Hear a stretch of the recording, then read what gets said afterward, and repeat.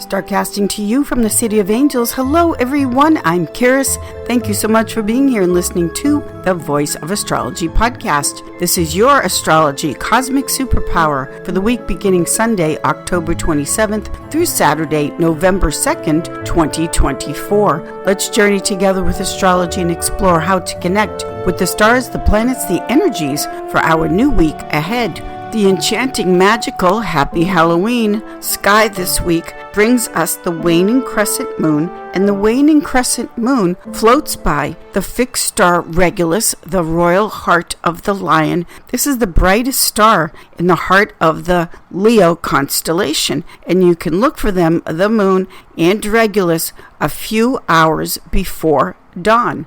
On October 28th and 29th, we have the waning crescent moon. The waning crescent moon hangs above the eastern horizon near a fixed star called Denobola, and this fixed star is the end star in the tail of the constellation Leo, the tail of the lion. October 29th, the moon reaches its apogee, which is the farthest away from the Earth in its elliptical orbit. And this is the second time this month in October we're having the moon apogee. On October 30th and 31st, the moon is near Spica, a fixed star, the sweetest star in the heavens. The moon and Spica, they are visible in the eastern horizon, and we will also get to see, because of the waning crescent moon, what is called earthshine. That is the light of the earth next to the waning crescent moon. The 7 original planets this week are lined up as such. The 7 originals, or the OGs as I call them, that you can view without aid of binoculars or telescope, just like the first original astrologers did, the ancient astrologers. Now, the originals are lined up this week as such. The sun is now in fixed water Scorpio. We're starting off the week with the moon in mutable Earth Virgo, ruled by Mercury. Mercury is now in fixed water Scorpio. Venus is in mutable fire Sagittarius. We still have Mars in its fall in cardinal water Cancer. Jupiter's retrograde in Gemini, ruled by Mercury, and we've got Saturn still retrograde as well in Pisces, which is ruled by Jupiter. Now, this week, when we start off the week, go easy on yourself, because for Sunday, October 27th, we've got a lot of mutable planets making aspects to each other. We've got the moon in mutable Earth Virgo to begin with. Now, mutable corresponds to the time, the 4 months of the year, where everything is mutating, it's morphing, it's changing. We're not out of one season, we're not fully in the next one. Mutable signs of the zodiac, which are Gemini, Virgo, Sagittarius, and Pisces, we've got the moon. The waning crescent moon, meaning the moon is decreasing in light. The moon in Virgo makes a square aspect to Venus in Sagittarius, mutable, and the moon in Virgo makes an opposition to Saturn and Pisces, another mutable. So what all of this means, blended together or connected together, is that if you are feeling mentally overwhelmed, like there is just too much going on, then one of the things that this energy, this cosmic energy, is great for, especially with the moon in Virgo, the moon in Virgo likes to sort through things, organize things, clearing away the clutter. The moon is what we're wanting. This is the moon, the emotions. And what the emotions want is to sort through things. You can organize papers, the bills, paperwork, organize that. You can journal, write things down. Virgo makes superb writers, ruled by Mercury, but clearing things away. And the moon in Virgo is about the small things that mean so much. So let's just say it's just one drawer, perhaps, that you just clear everything away. This helps to ground the energy in the sense that you're getting something done, moon in Virgo, and yet at the same time, it's not so overwhelming mentally with all of these planets in mutable signs that it can help you out. As we go into Monday and it all connects, it cosmically connects, think of it this way. with the moon in Virgo, as we're starting off the week, think of that as getting your teeth cleaned, for instance. Now, Monday, as we talk about Monday is the root canal, the excavation, and we're going to talk about that. So with the beginning of the week, moon in Virgo, making these mutable connections, just sort things through, organize, feel like you're getting something accomplished with so much going on intellectually with the mutables. Also, when we are in the waning moon, it means the light and power of the moon is decreasing. It's not a waxing, moving towards full moon where things are growing and intensifying. This is waning. So again, go easy on yourself, pace yourself. Don't feel like you've got to push and get so much done, which the moon in Virgo wants always, no matter what cycle of the moon we're in. Virgo likes to get the work done. So try to go easy on yourself as we are starting off the week, because on Monday, October 28th, this is a feeling of just wanting to stay in bed and sleep and call out sick from work and not do anything. Now, one of the reasons why this is being highlighted for us is because we still have Mars, which is the planet of action and getting things done. Mars has been in its what's called its fall placement in the sign of Cancer. And there's a strong Neptunian signature and influence cosmically as we start off the week. So Mars is in Cancer, and Cancer is about home. It's cuddly, it's comfortable, it wants to be cozy at home. So Mars in its fall of Cancer just doesn't feel like doing anything.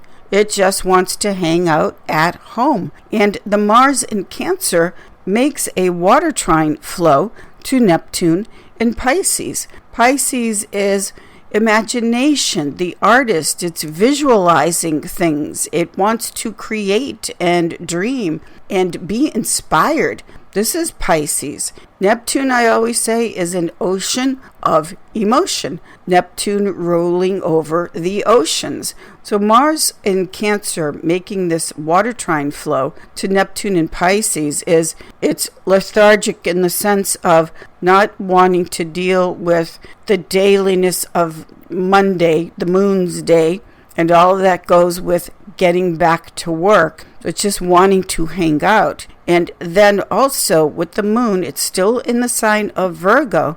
The moon in Virgo then makes an opposition aspect to Neptune in Pisces. So there it is again. Now the moon in Virgo making this opposition to Neptune is the wanting to sort through the confusing emotions and what really is the dream you want to focus on. The excavation part is the moon in Virgo will make an earth trine flow to Pluto in Capricorn. So Capricorn is the root canal that I was referring to. That excavation where the moon, which ties into memories, goes very deep with Pluto, the shadow, the underworld, and roots out, excavates the Pluto in Capricorn, which are the blocks, the traditions, the way things have always been done. Now we know that Pluto is on its last leg of being in the sign of Capricorn. We've got several more weeks of Pluto in Capricorn, and then Pluto will fully leave the sign of Capricorn, move into fixed air Aquarius, and then that's it. There are no more retrogrades back into Capricorn. Pluto in Capricorn, the cycle is done. The moon, that again, it's in Virgo, it's very detail oriented, it doesn't miss a trick, not the tiniest little thing does moon in Virgo miss. And so this moon in Virgo it's a beautiful earth trine flow. It's supportive, it's a trine, and it's earth. Earth brings in the practical, down to earth, common sense excavation, let's say, that root canal of what the moon wants to release from the past with the trine to Pluto. The moon being the memories, and little things can mean so much, of course, in life, and with the moon in Virgo. So think of it this way. Pluto in Capricorn is the way things have always been done, which I say all the time, the traditions. So this excavation of what traditions do you want to keep? Like Halloween, for instance. It's a beautiful, traditional, ancient holiday that we remember the ancestors. There may be other things perhaps in your life that the moon in Virgo trine Pluto. It can be an emotion. It can be something where you just want it finally up and rooted out and goodbye. That transformation. Pluto is not little change. Pluto is the death and rebirth transformation cycle where you are not the same any longer. The week begins with this feeling of not wanting to get up and do anything, not to want to push so hard. It's sorting things out, clearing things away. This feeling of perhaps being mentally drained, overwhelmed. You know it's time to let something go. This Monday has a strong Neptunian influence of let's sort through confusing and emotions, things that we want to release and end. And that last hurrah and that last aspect before the moon changes signs and goes into Libra is that moon in Virgo saying hello to Pluto in Capricorn. I am finally going to let this go and root it out. Because of some really nice trine flows on this Monday, like the Mars in Cancer making a trine flow to Neptune in Pisces, the moon in Virgo makes a sextile to Mercury in Scorpio, the moon in Virgo makes an earth trine flow to Uranus in Taurus ruled by Venus. Yes, the moon makes that opposition to Neptune in Pisces, and then the moon makes a sextile aspect to Mars in Cancer. You could be very pleasantly surprised that it is easier for you than perhaps you were anticipating because you're taking it easy. You're going easy on yourself to let what needs to end finally end with the moon trine Pluto in the earth element. Tuesday, the energy is much lighter. Tuesday on October 29th, the moon is in cardinal air Libra. Now, Libra wants to connect. It wants social. It wants relationships with the moon in Libra. Also, Libra is let's get a conversation going here. Let's talk things out. And so the energy on Tuesday, after that very deep way of starting off the week, is the moon in Libra wanting the connection, and also the moon in Libra making what's called an inconjunct aspect to Saturn in Pisces. Libra and Pisces, they love each other. There is just an underneath conversation and understanding between those two signs of the zodiac. Even though it would seem as though, gee, they're so different, air and water, but this moon in conjunct the Saturn in Pisces is the thinking and communication, even if it's just an internal dialogue with yourself, as far as what adjustments and things you want to change up to make that dream, Saturn in Pisces, a reality, and also whatever escape patterns or avoidance may have been there, the Saturn retrograde in Pisces, to start moving that away. Remember, Libra is cardinal. It wants to initiate a new chapter, do something new. And it begins with the moon in Libra, the thoughts and dialogue going on in our own head. Wednesday, October 30th, I love the aspects today because one of the things we have is the excitement of Halloween, Samhain, the holiday. The moon is in Libra making a sextile aspect to Venus now in Sagittarius. Now, Venus is the planet that rules over Libra, and the blending of air and fire, Libra air, sextile, the Sagittarius fire, that blending of the elements, which are masculine, let's do something about it, they're outgoing placements as far as the elements of air and fire. This is the joy, the happiness, just the excitement of what Libra rules over. Hair, makeup, costuming, close. It's a party. Let's have fun. Let's enjoy a little bit with all of the things that are going on around us in our private life and in the world. Let's make a party of this and really celebrate. So the Wednesday, October 30th, it's a happy vibe with the moon in Libra making this sextile to its ruler, Venus in Sagittarius. Also, Sagittarius is so much fun. It's a sense of humor. It's very often referred to as the clown of the zodiac because of their sense of silliness and laughter and joy comedy. Then the moon in Libra on the 30th makes an air trine flow to Jupiter in Gemini. Now, Jupiter is the ruler of Sagittarius, and this is a double air influence. Moon in Libra, cardinal air, making a supportive air trine flow to Jupiter in Gemini. Gemini, the chatterbox, can't stop talking. So two air signs, we put those together, and the conversation just keeps going and going and going. Lots of fun, lots of things to chat about. And this is a nice aspect, a lighter aspect as well on the 30th. On October 31st, happy Samhain, happy Halloween. We still have the moon in Libra making a couple of hard aspect squares to Mars in Cancer and then Pluto in Capricorn. Now the square is action. Let's do something about it. These signs of the zodiac, when we've got the moon making this square to Cancer and then Capricorn, those three signs are cardinal. They initiate, they lead us into new chapters of life. Now the square aspect involving the cardinals is, let's get into it here over who is the boss. So the cardinals, Aries, Cancer, Libra, Capricorn, the 4 times where we lead into a new chapter. This is an aspect here of who's running the show here. With that moon in Libra making the square to Mars in Cancer and Pluto in Capricorn, right before the moon changes signs. The moon will later on go into Scorpio, but the last aspect again before the moon changes signs, like it did on Monday the 28th, is a square aspect to Pluto. So are we going to move into the future? Are we going to get new traditions and conversations and way of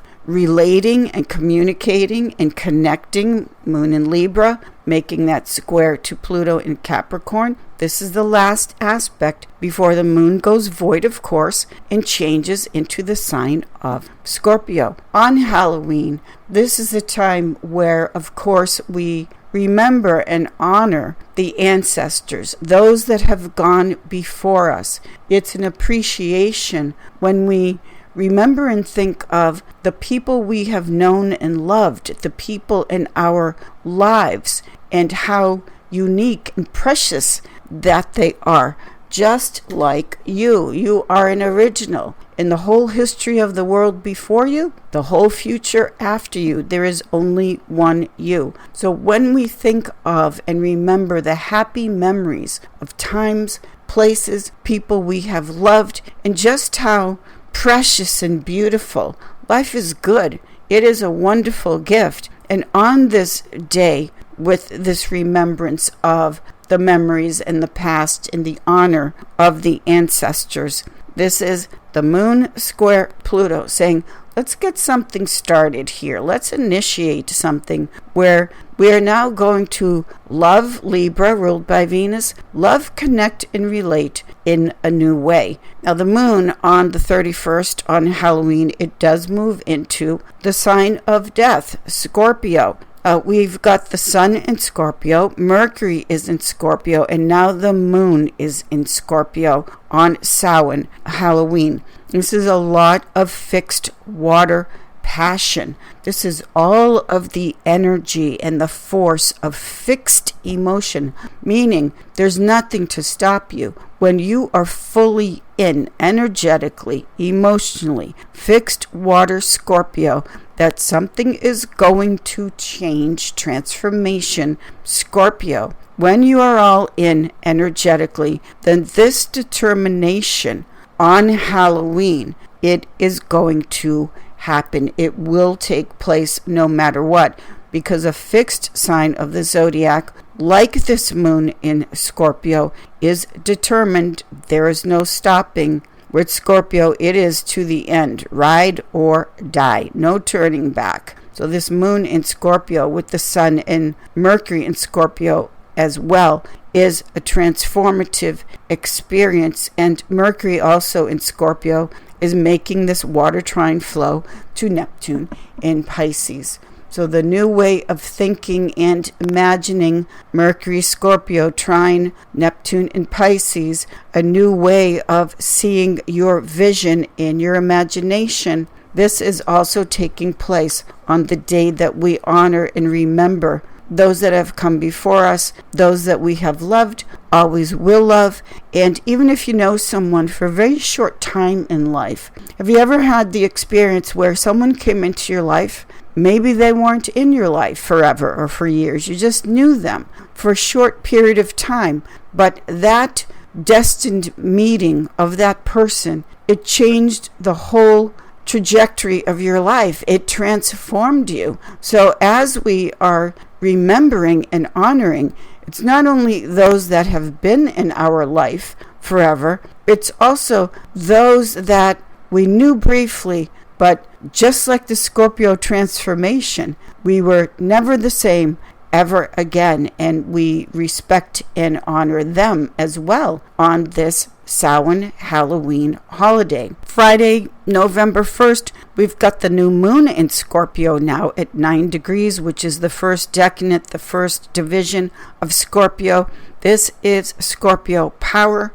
When the moon and the sun, they line up together, the moon is filling up with that Scorpio energy and fixed force to start off on the new action, the new lunation journey of the new moon. Now, on this day, besides the new moon, we also have the moon in Scorpio making a water trine flow to Saturn in Pisces. This is that supportive water emotional element of the moon in Pisces, and the moon and Saturn in Pisces saying, yes, we're all in here. We're going to take the emotions of Scorpio and make that dream a reality. Saturn in Pisces, because the Saturn is retrograde in Pisces, it can be the feeling of, yes, you're going back to the original dream. Perhaps for whatever reason, you had to put something aside in your life, life being life, and we get busy in career and all the things we take care of.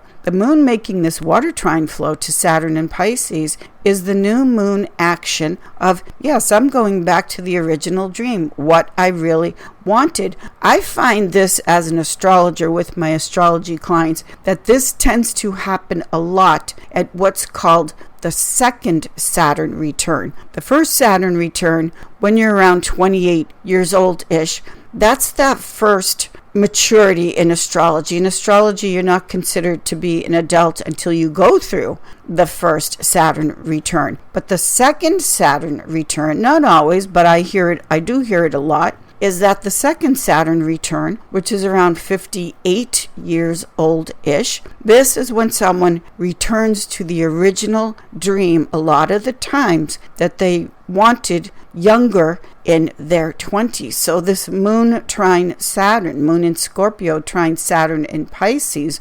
retrograde, for a lot of you, it can be that awareness that you're going back to the first original dream of what you wanted. From 28 to 58, kids, career, working, all of that kind of thing. And then the second Saturn return, again, not always, but I hear it a lot, is when someone has raised the children. They've done everything that they needed to do, and now they want to go back to the first dream vision and make it a reality with the Saturn retrograde in Pisces. As we close out the week on November 2nd, we've got Mercury changing signs. Now, Mercury has been in Scorpio. Today on the second Saturday, it's moving into its detriment, which is Mercury in Sagittarius, ruled by Jupiter. So this is a big Jupiter over-the-top Mercury. It's detriment, Mercury in Sag. It's the opposite placement of Mercury at home in Gemini.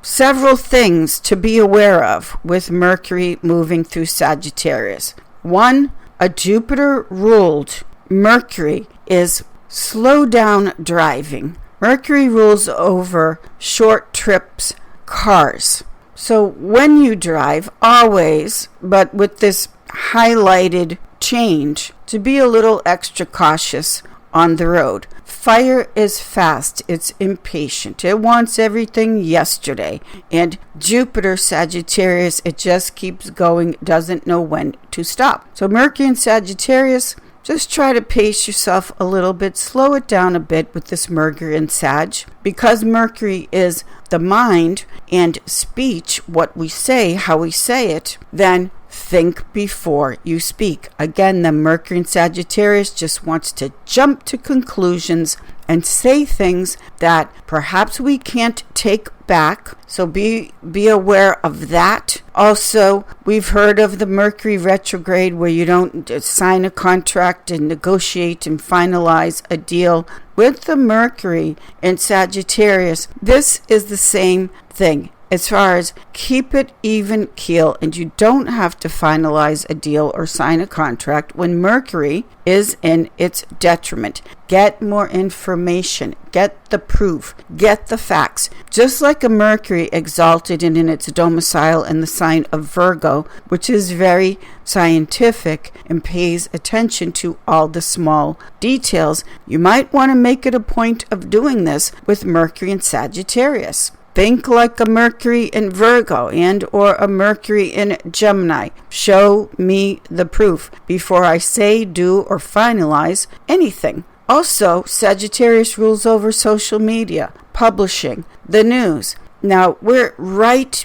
before the election, and even if we weren't, Mercury in Sagittarius is saying, before again you just jump to conclusions and then act on it. Sagittarius, fire, get the information, keep it cool with a Mercury in Sagittarius in its detriment. Yes, it takes a little bit more effort and awareness to do this, but with Mercury, we want to do this. We want to make a point of this when Mercury is in Sagittarius. Later on in the evening, the moon will enter Sagittarius. And now we've got a moon in Sagittarius making a conjunction to Mercury in Sagittarius. To say that the conversations and wanting to be heard and wanting to be understood, this is the moon in Sag, the moon being what we need, and everybody talking all at once and nobody is listening.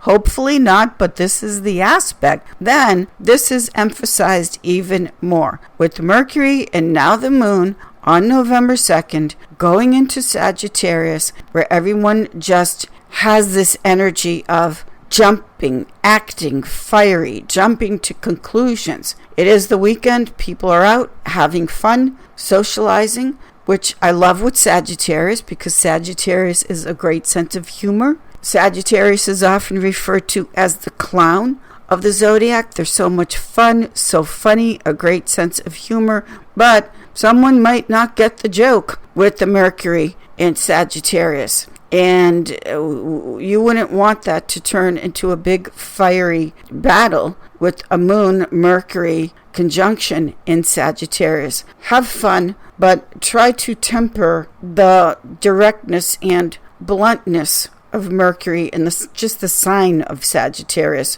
overall. It can be quite enjoyable, but know when to just, do I really want to say that? I won't be able to take it back. Maybe I won't say that. I'll wait till better conditions and until I can say something in a more level-headed way. And, of course, watch the rushing and driving and traveling with this very fast Mercury in Sagittarius and the moon in Sagittarius entering there as well. Thank you, everyone. Happy Halloween. Happy Samhain. Have a beautiful weekend. Enjoy yourself. And I will see you all in the stars.